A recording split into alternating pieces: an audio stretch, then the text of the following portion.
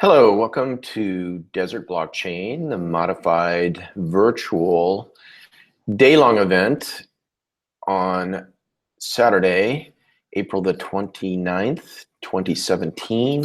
It is about 10:25 a.m. Pacific time, and we are going to be just basically having an open session. Not sure how many people will be joining today, and I'm going to be doing some things for about the next 5 or 10 minutes, sort of setting this up. So if you're just tuning into this via the recording, you might want to skip ahead about 5 or 10 minutes, and we'll see who shows up. So please bear with me a few minutes, and if you are looking to join this, please go to desertblockchain.com. There's information on the front page to join. Also, you can go to the meetup for Desert Blockchain, which is a link in the lower right-hand corner of desertblockchain.com. I encourage you to join us on the meetup, and you'll get additional information as time progresses. So please bear with me. We'll see who shows up today and go from there. So again, skip ahead about 5 or 10 minutes if you're watching the recording of this.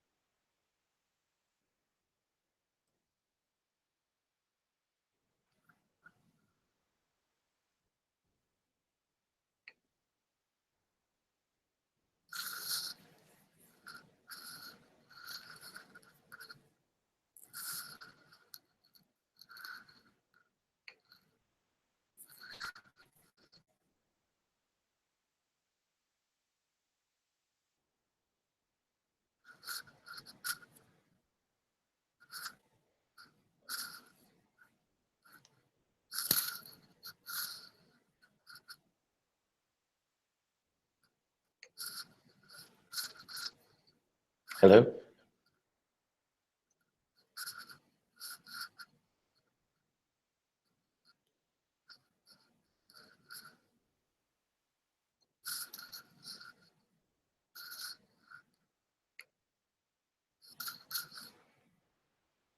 Hello?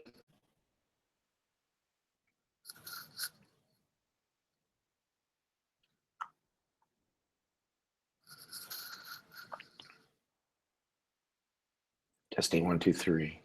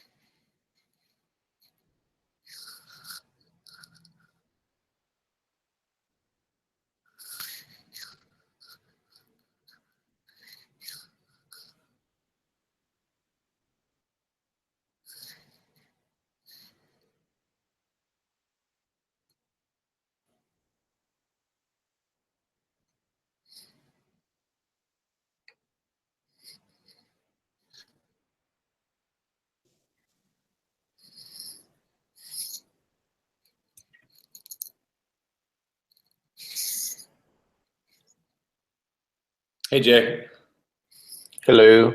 how's it going? Good. Hey, David. Is there an echo on this? Not for me. Do you have one?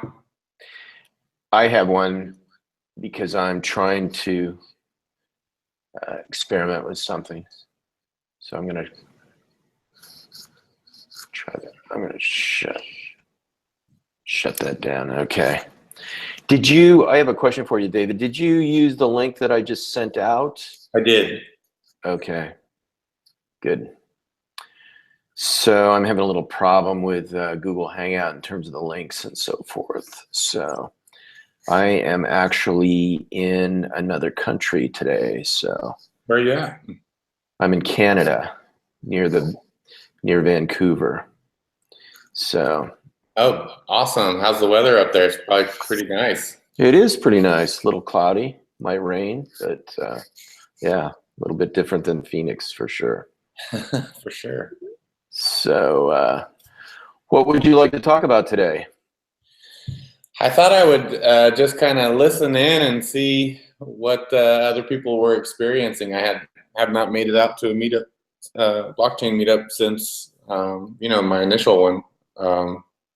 But I've been trying to read articles that I keep finding in Reddit, so I'm learning more about it, a little more familiar than I was, when we all got together that first time. So I'm really kind of just hoping to listen to folks and see what people are interested in and thinking about.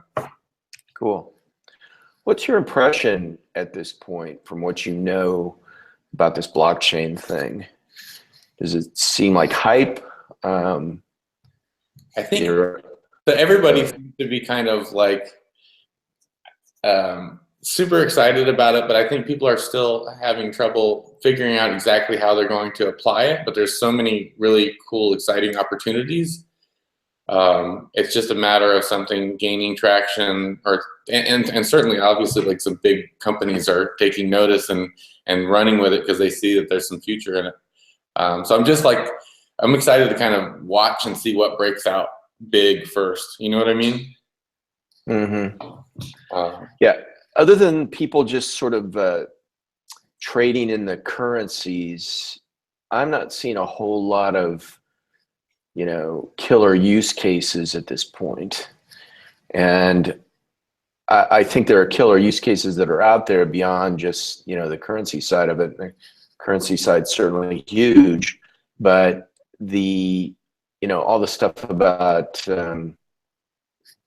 I don't know, IoT and supply chain and all that stuff. I think there's a lot of excitement, but I'm not seeing anything really catch fire at this point. So anyway. Yeah, but I feel like there's so many. I mean, security is such a problem right now with all manner of things, right? So to try to apply blockchain as a solution to maybe not just a single authority of security, on a security issue, that seems really exciting to me, right? Because that seems like it's something that would be very difficult to overcome as a hacker or something like that. If somebody could find a really cool way to apply that to, say, secure email or something like that. So yeah, certainly there's a lot of focus on security, and the thing that's always held up is that the blockchain for Bitcoin seems to be withstanding the test of security, because if you could actually crack that or defeat it, then you could be very rich. Right. You'd be very, very rich immediately with a bunch of anonymous money, which makes it even better if you're the criminal, right? That's right. Yeah, for sure. So, well, there were some early attempts, right, to kind of falsify basically records. I can't remember the exact article I read, but there's a point in time when the transaction is validated where people were able to kind of scoop up some some differences in time, or there was enough authorities that would say yes, that they were able to grab like unclaimed blocks or something like that. It's been so long since I read it, but I did see some early, there were earlier issues. There have been a number of defeats, let's call it, or breaches and in different ways, in different fashions, in different blockchains. And however, the fundamental design of the blockchain, that once the transactions are, let's call it, settled, that hasn't really been defeated, other than the Ethereum blockchain, where the community intentionally reversed the blockchain, which was a sort of a community breach on the whole concept. But anyway, so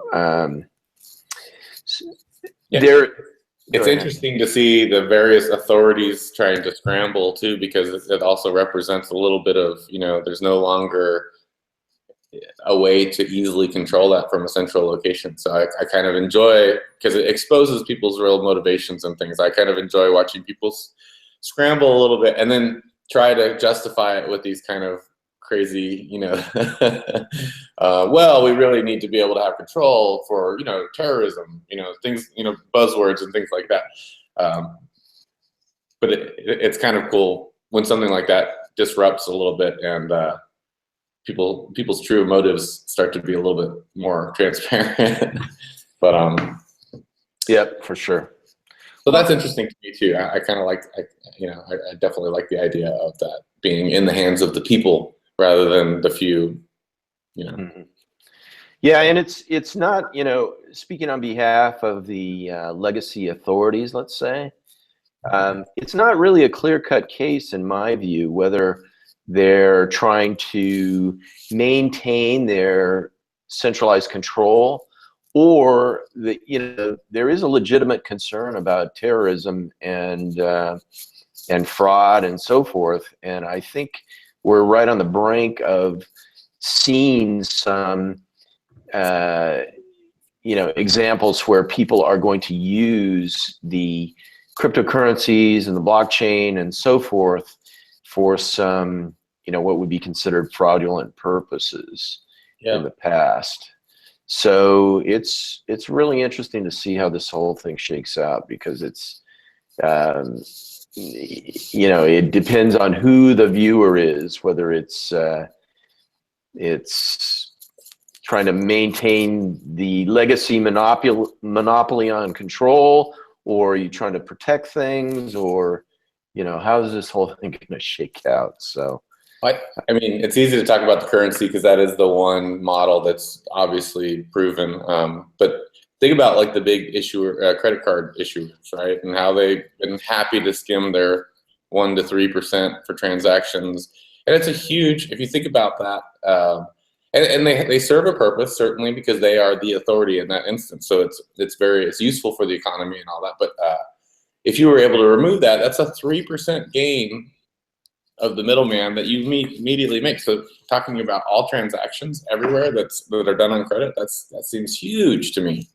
To remove a 3% drag is basically what that is on revenues that people are otherwise earning. So things like that are very cool. You don't need that central authority to kind of verify that transaction is good. You have math that does it for you, Yeah. Yeah, let me show you something. I'm going to screen share. I am going to an event next week in San Francisco called the Internet Identity Workshop. And let me share this with you. You might find this interesting. Okay. So you should be able to see it now. So this is an event this is a community that's been working on not only decentralized identity, but also self-sovereign identity, which means that you basically are in control of your identity. And so let's see. Let me show you some of the people that are going to be at this thing. And a lot of it is using the blockchain. But here's some of the topics: emerging identity protocols, self-sovereign identity, ways to validate identity, the Internet of Things, which you were talking about, control, security, etc. And let's see, you scroll down. So here are some of the people that are attending. Google, BigChainDB, which is a way to incorporate blockchain using IPFS, which is the Interplanetary File System. Let's see, there's me. There's you, yeah. Facebook. And Microsoft. Wow, NASA's going to be there. Interesting. One World Identity, the Linux Foundation, which is Hyperledger, which is a consortium of over 100 companies that are looking to incorporate blockchain, distributed ledger, et cetera, into not only Linux, but basically corporate applications. Evername is a company that's looking at launching and developing decentralized identity, self-sovereign identity. There's a bunch of those folks that you can see here. Are they, I mean, is the intent of, I love the idea of managing your own identity, having it decentralized. Are they looking to kind of standardize around some kind of a spec so that, you know, you could build applications around authenticating people based on this kind of decentralized identity, or what? I mean, yeah, they are. And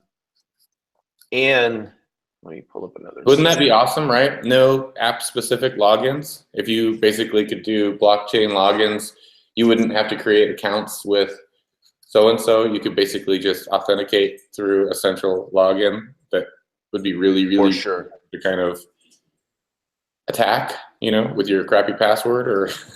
Absolutely. Absolutely. So this, I don't know, can you see this? It's Sovereign, yeah. SOVRIN. So if you go through this, and they actually have written a spec and some documents on how this can be governed and so forth. Oh, interesting. Yeah, and NIST. Let me see if I can pull this up on the fly.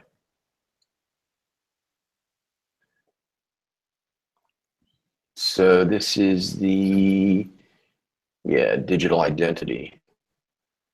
So this was just published recently, May 1st, March 31st. So this is underway, the National Institute of Standards and Technology. And they have a whole bunch of documents on standardization around identity. And I'm sure that's going to be talked about at the Internet Identity Workshop. But Sovereign is focused, on this conversation with NIST. So there's a whole emerging set of standards and approaches to identity. Nobody really has the lock on this yet. Yeah. But I wanted to show you something else here, which is, let's see, here we go. The founder of Yubico, this one. I'm still looking at the homepage. I don't know if the screen has caught up.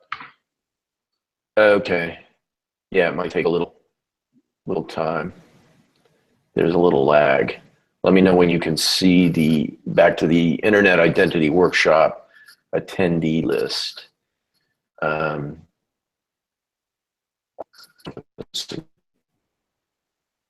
No, still just looking at the market applications kind of homepage. Maybe you can tell me where it is. I have the slide. So this is the Internet Identity Workshop. If you click on register, it'll take you to a site, and it's not event day.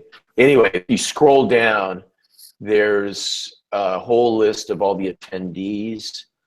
And the founder of Yubico is basically a hardware token container that operates sort of like, can operate, I believe, sort of like the key fob for your car. Yeah. So imagine, if you could approach your computer and within a certain range, or, if you, let's say, plug in this YubiKey,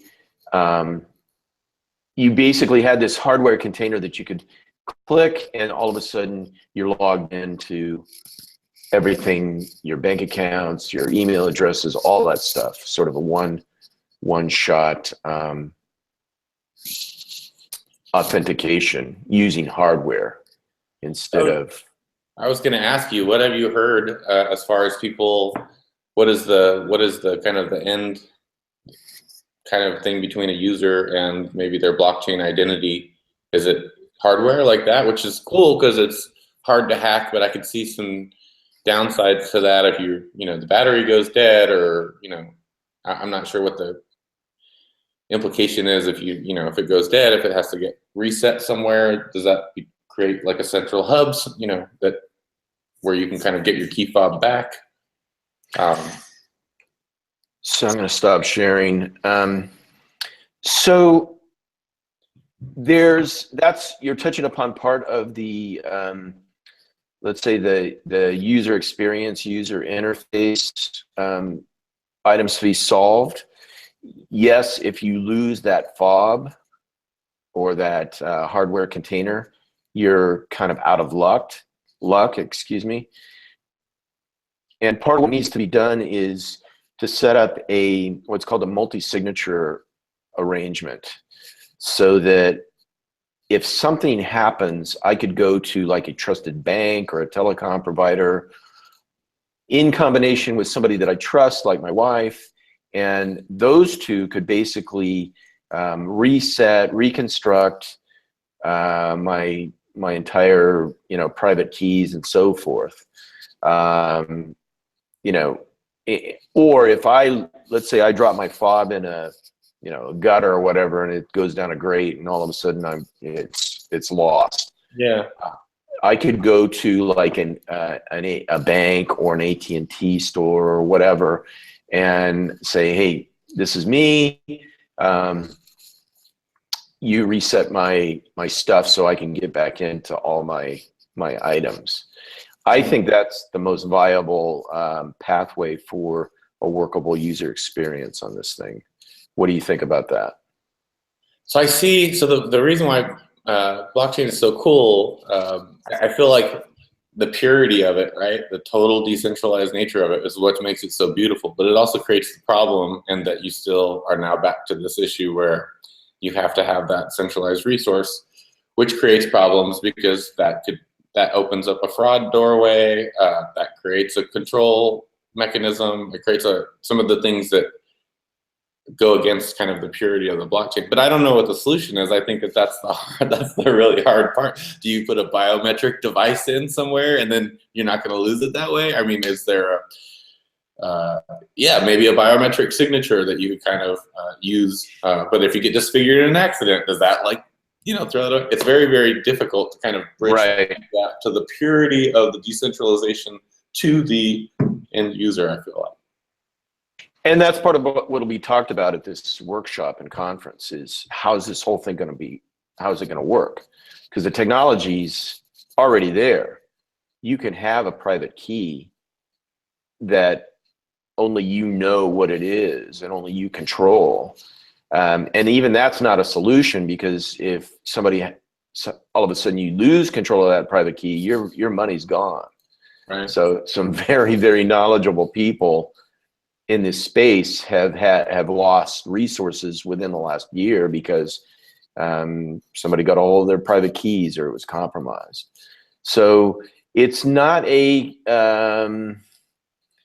a real multi-dimension problem set. And you're talking about biometrics. Well, that can be faked or defeated or whatever. And you brought up a great point, which is there are times when I'm incapacitated, or there are scenarios where I'm incapacitated, and whatever way. Might not be that my fingerprints have been compromised or whatever, but there are many, many times when, and it's not even that dramatic, but I want to have somebody work, basically operate on my behalf. Yep. And that's a scenario that has to be accommodated in a workable way. Sorry about my distraction. I've given my phone number so that people, if they're having problems joining the conversation, contact me. So it's not a clear-cut case. And, you know, there's one thing that it does do is it pushes the responsibility to you and me, to David and Jay, because at least we have the call. Do we want to take the responsibility of our keys, or do we want to engage a trusted third party along with maybe a trusted friend or family member to be sort of the backup in case we lose our hardware token, container, or whatever. So all this is, the technology is not the real area of innovation. The area of innovation is what really works. I wonder if there is a solution out there that maybe technically hasn't been come up with, but that is a true biometric signature, maybe not taking blood and testing your DNA, but something reliable where you could go to anywhere and something about your physical being, your genetic makeup, whatever, could be tied to that, so that you would actually not have a hardware fob, but anywhere that you could kind of measure this signature or whatever it is, you could authenticate that way. So you could have a biometric, like, you know, fingerprint scanner, but I'm just saying, like, something that would kind of, there's got to be a way to do that with your biology that would be hard enough to break, that could be viable. Because that to me, like, that keeps the solution pure, where there's a spec and this is how we validate people, but after that it's like your biological makeup is kind of what makes you, that's the end point of the authentication, however that gets into the system. But then that way you can't lose it, it can't be stolen, it can't be copied, it can't be anything, unless I guess a significant enough investment maybe could defeat it, but that would be really hard, right? Depending on the specifics of the solution. But Yeah. so I think in terms of like DNA, right? But it could be some combinations of lots of other things biometrically that could be, you know, you don't want to do a blood test every time you sign into your machine, but there might be some more straightforward, less intrusive way to do that, and that would be awesome, because then you could really tie identity to your blockchain token, and you would never lose it. There wouldn't be a way to lose it without, you know, disintegrating or something, you know. It'd be cool. Somebody smarter than me, I'm sure, could probably think of something like that. But that would be the golden key, I feel like. Yeah, I'll keep that in mind next week when I'm at the Internet Identity Workshop, and it would be cool. Yeah, if you hear anything along those lines like that, that would be. Yeah, I'll specifically ask that question and let you know one way or the other. But that's BioID. Cool. So I've got a question for you. Sure. Have you held any cryptocurrency so far? I never have.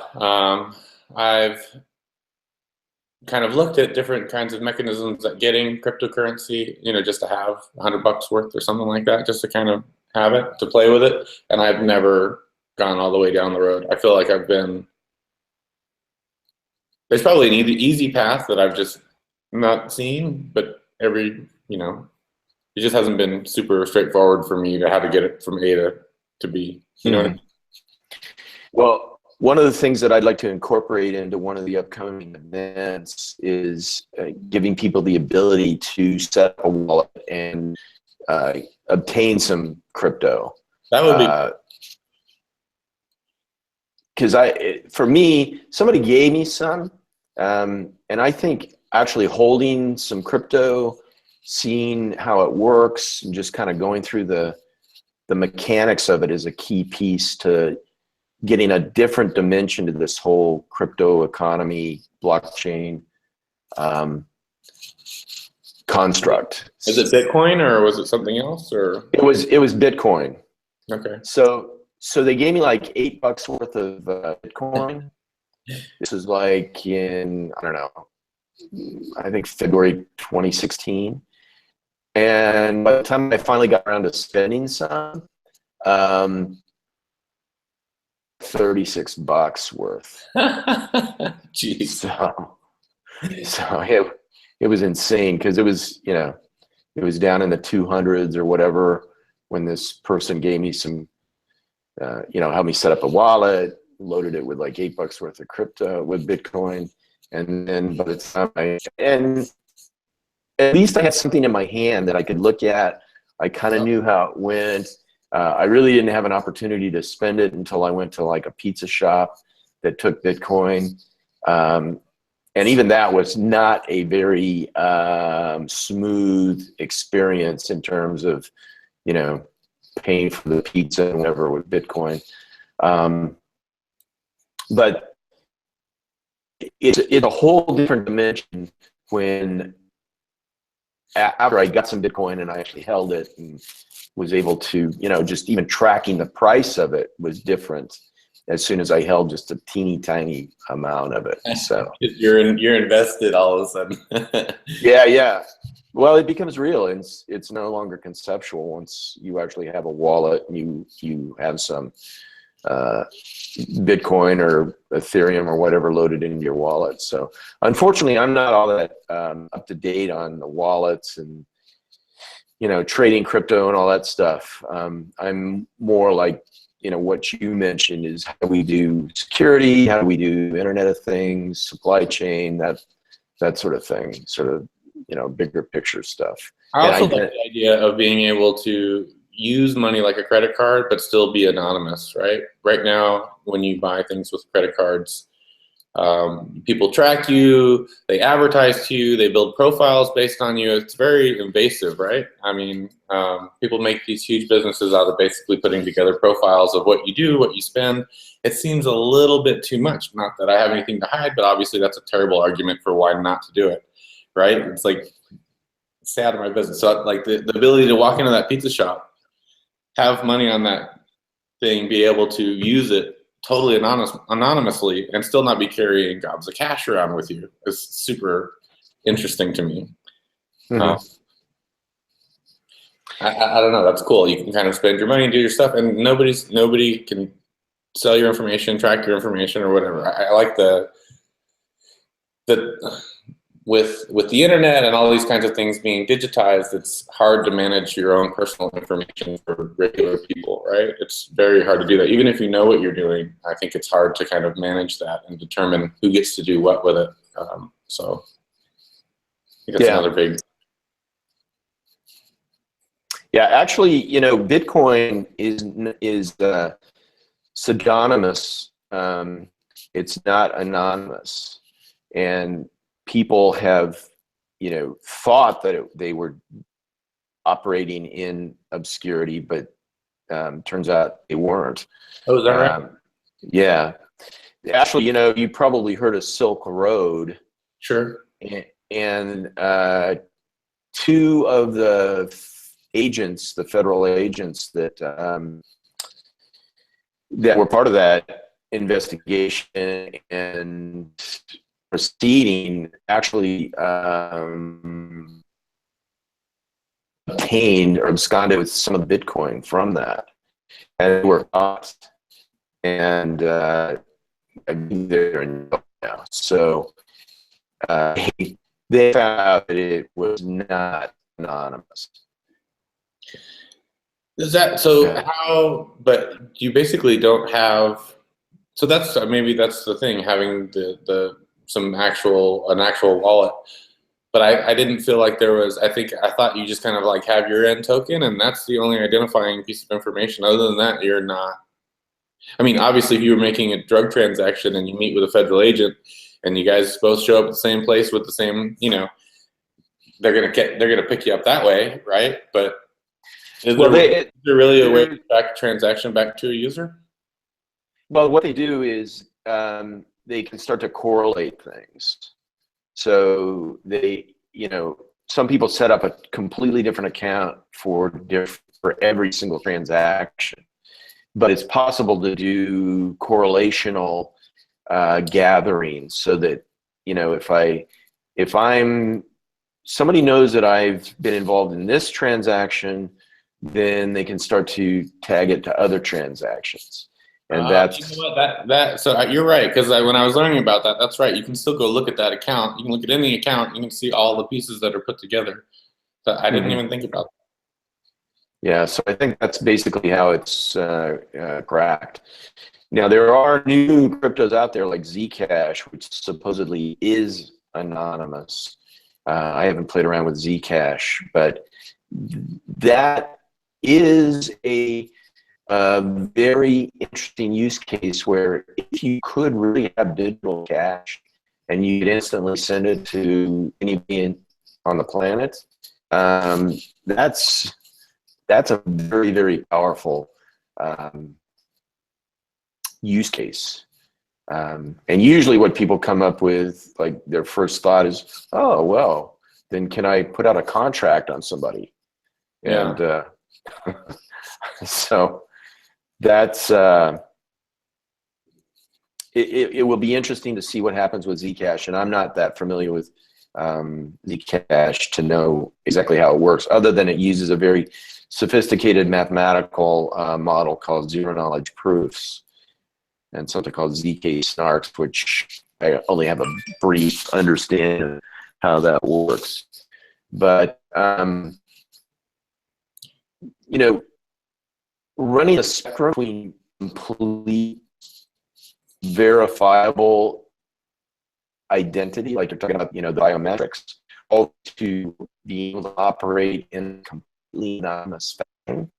That's really the spectrum that we're looking at with these use cases. So it's an interesting opportunity set.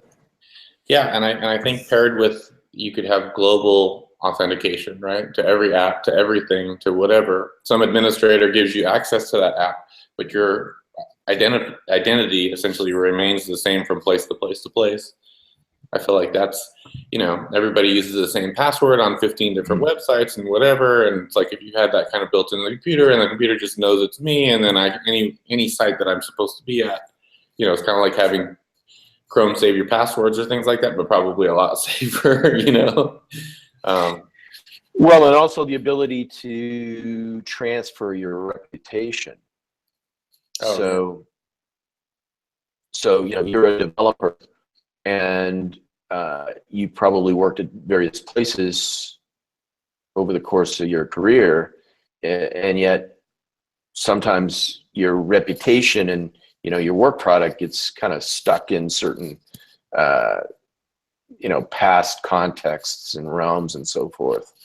And part of the use case that's on the table is, what if I could use my eBay reputation and on a different marketplace platform? What if I had control over that rather than eBay or Amazon or Uber or whatever? Does that make sense? That's a super interesting thought. It's almost like Reddit karma, or any kind of thing that you would want to make it more universal than to a specific site that would give you. That would be interesting in kind of knowing whether you want to work with somebody or trust somebody, or those kinds of things that are just kind of really soft and hard to figure out how to do well right now. That's really interesting, kind of like an online reputation. Right. And it's, there's trust on both sides.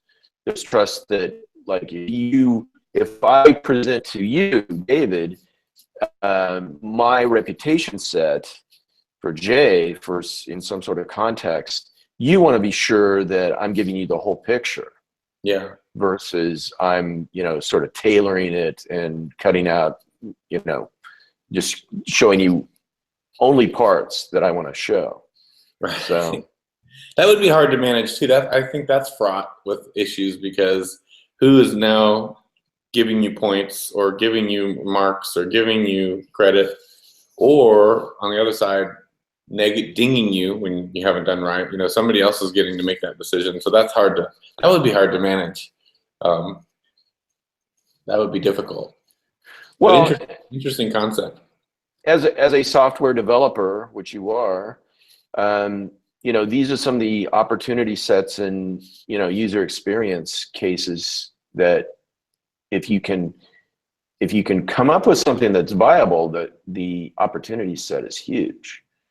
And how do you quantify that though? Like I don't know, the quality of code, the successfulness of the project, like all of those things are so kind of hard to capture or quantify, and it changes from client to client. A lot of metrics that you might want to measure are actually dependent on not only your ability to execute, but the client's ability to kind of explain what they want. And I mean, just that would be really, really hard. But I could see the value in having some kind of something pure like a Amazon, rating, or some cumulative thing where, yeah, it's going to be a little squishy, but if you've got enough of it in there, you're going to get an idea of something. Whether it's you're working with somebody that's relatively good or not. That's interesting though. well, see, that's the opportunity set right now. It's sort of like back 10 years plus, 15 years, whatever, people knew how to do like voice and video transmissions over the internet, but it wasn't until somebody packaged it up in the form of Skype and not only had the technology that was workable, but also had a way to scale it and have Skype go sort of naturally viral and scale up. Yeah. It wasn't until somebody figured that out, or a group figured that out, that we really had a viable path to common everyday video conferencing. Yeah. So the same opportunity set, I think, is on the table with all this cryptocurrency, crypto economics, and the blockchain is only a part of it. Basically, it's only one part of the whole tool set. How would you differentiate that from, say, a Yelp, and how would you tie it to a blockchain identity or something like that? Like, how do you see the two kind of converging? Do you have thoughts about that?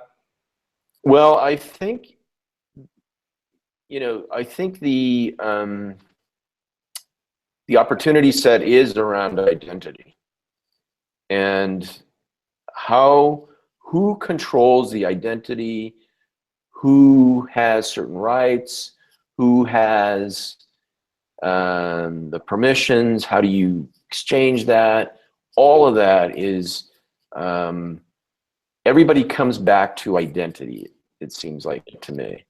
And the problem is Yelp controls your identity, and Google controls your identity, and Facebook controls your identity, and you don't really control your identity on those things. If as well as like a business on Yelp, if somebody puts a bad rating or review on Yelp, it's my understanding that businesses don't have a whole lot of control over that. So with the concept of identity, do you see that the actual identity, the bits of the identity, what information is included, how that's distributed, do you see that as being a spec, or is that for a company to kind of come out and basically say, hey, here's your identity, and we're going to create APIs so that other people can actually work with it? Like how would it be kind of just a general spec and it's just a piece of out there technology, or is this actually managed by a company that decides, okay, these are the things that we would like to include on an identity. Well, these are the kind of the API endpoints so that you can kind of subscribe or do all these other kinds of things, that the actual wiring up to be able to let other businesses use it, and the flow of information. How do you see, or have you heard anything about that? I think it's multi-dimension, David. So not only is it the technology and the user interface, but I think it's also, how does the governance work on this? Right, exactly. The board of people that like decide on a spec, and then you just get the latest version, or is it actually some company that needs to kind of drive it? Say, hey, we'll stand out here, we'll manage this, you wire your identity up to us, and then we kind of provide this set of tools that people can build applications around. Yeah, I think it's something akin to like Wikipedia, where it wasn't particularly a company, it was more like a community that came together. Yeah. But it's even more, it's even in a new realm beyond Wikipedia, because Wikipedia was still, a nonprofit or whatever it is. So this is, I think what's the point we're at now is there has to be a coming together, that's a brand new coming together of people to address this identity issue. And I think the blockchain opens up a new tool to get from point A to point B. But like the blockchain implementations that are happening now, what's really missing is the governance. Yeah. And some of the business models and so forth. Because you look at the Bitcoin block ecosystem, and that's in a complete uproar right now about how does that thing go forward. And for that matter, the Ethereum ecosystem is its own challenge as well. And it's not necessarily an individual company or anything else. It's really a whole new emergence of societal initiative and community initiative that's happening. What are you hearing that? Yeah, I don't know. I'm trying, while you're saying that, and trying to kind of envision everybody kind of getting together and putting this thing together. I also feel like at the same time, in order to get any kind of adoption, you have to have a catalyst, right? So Bitcoin has had its catalyst in that people want to exchange money easily, right?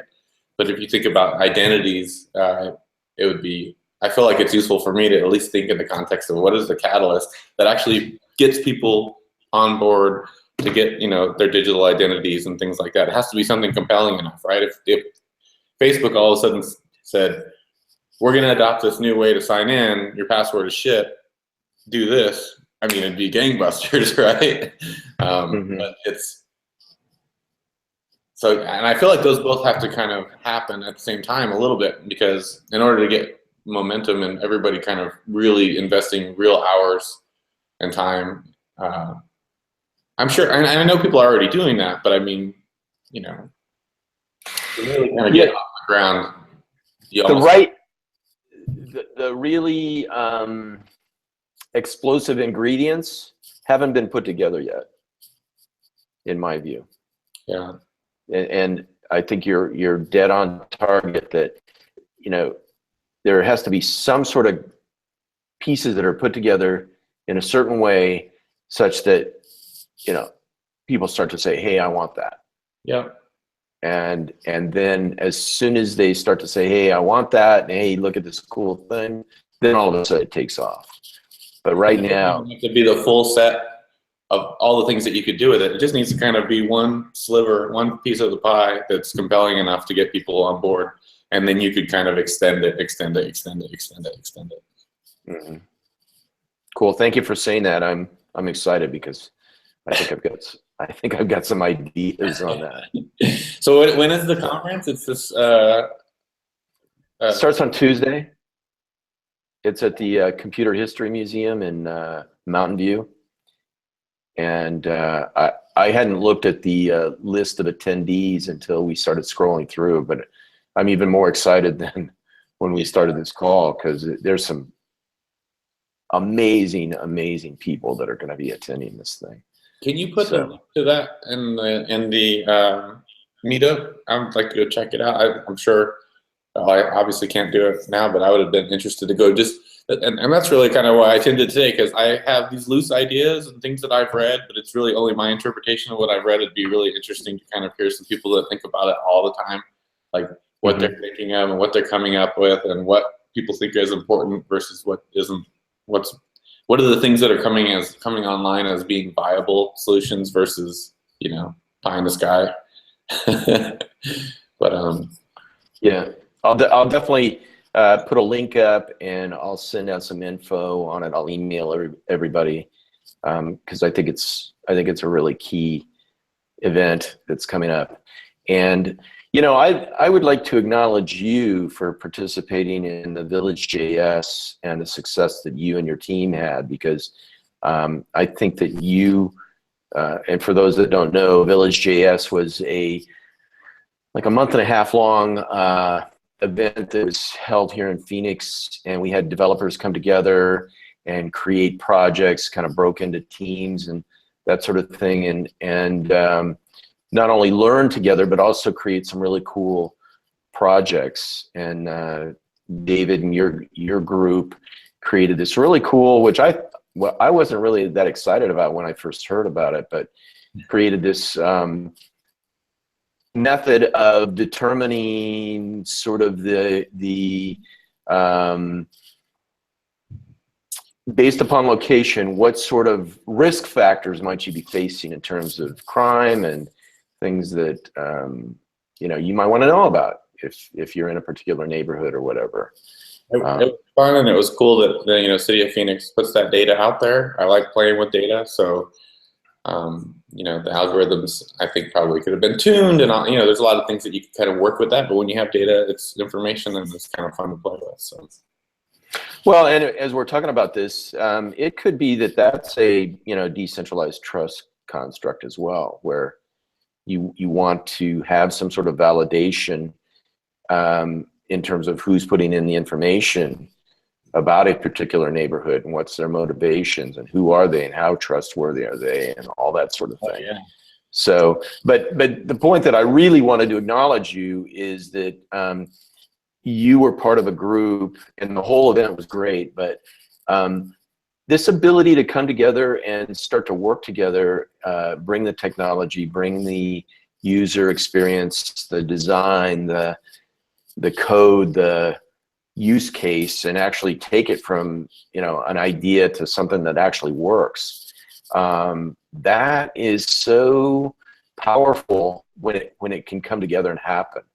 And you know, you were on the winning team for that. So It was a lot of fun. It was a great team. I mean, a good group of folks that were willing to work out of my house on the weekend and meet at a Starbucks. There's a lot of personal hours devoted by folks, which is why it worked, I think. Mm-hmm. Yeah, and it would be great to be able to take an idea like that and you know, continue with the team, have some dynamics around it so that people could come and go, and people could actually be rewarded for the success of it. So, absolutely. And I think that's a possibility with the blockchain and with this whole crypto economy construct. Well, Jay, what should we build? Let's build it. Well, maybe I'll have some ideas after next week, David. Yeah. So I love building stuff. I'm a developer not because of the money. I'm a developer because I love to build stuff. So it's awesome. It's a fun thing to do. And cool. I'm not good at you know, carpentry, so this is what I do. well, my last name is Carpenter, and I get calls from people saying, "Hey, Jay, you know, can you remodel my bathroom?" And I go, "You're talking to the most unhandy guy on the planet." I am dangerous with a hammer. So anyway. So why don't we wrap it up for today? I appreciate you coming on the Hangout, and we're going to experiment with this a little bit more. I don't quite know what the combination is, but I'm hoping that people just, you know, got distracted with other things, because people were signed up for this but I'm trying to figure out the right balance between the virtual side of this and the in-person side, and then getting the technology and the addressing and all that sort of thing. I was kind of upset because Google Hangout gave me a different hash or code for people to join. So that's it's very frustrating when that happens. So anyway. No All right, worries. David. Hey, thanks for putting it on. I do like the virtualized format, but it's nice to kind of meet and face-to-face. But virtualized is super easy, right? I'm working today, but I could just kind of turn that off for a minute and have a good chat with you. So I thank you for putting it on and kind of being the kind of driving force of Desert Blockchain. Cool. Let me kind of turn the camera around and show you where I'm at here. Sure. I'm actually in a library in Canada, and so there's a view outside the window. You can kind of see what the day is like here, just outside of Vancouver, Canada. But part of what I'm hoping to do, and get your feedback and other people's feedback, is to use libraries as sort of a common meeting place where people can come together, hook up a video session like this, and we can kind of start to link anywhere in the world, because basically just about every community in the world has a library. Yeah. And a lot of these libraries are looking for sort of a new purpose and a new use case. Since reading from books is still appealing, but it's different than it used to be. So if you or anybody else has some ideas about how we could continue to collaborate anywhere in the world with anyone in the world, and use something like the library systems that are already out there, that's part of the goal and the intention of today's event, as well as some of the upcoming events that we're going to continue to play with. So, all right. I absolutely love our Burton Bar, location when we do the JavaScript meetups over there. I think that beautiful building, beautiful library, and it's cool to be able to use that space. Right? So. Yeah. Awesome. Thanks, David. Have a great day. Thank you, Jay. Appreciate you participating. No problem. I'm sure I'll see you around. Cool. Adios. See ya.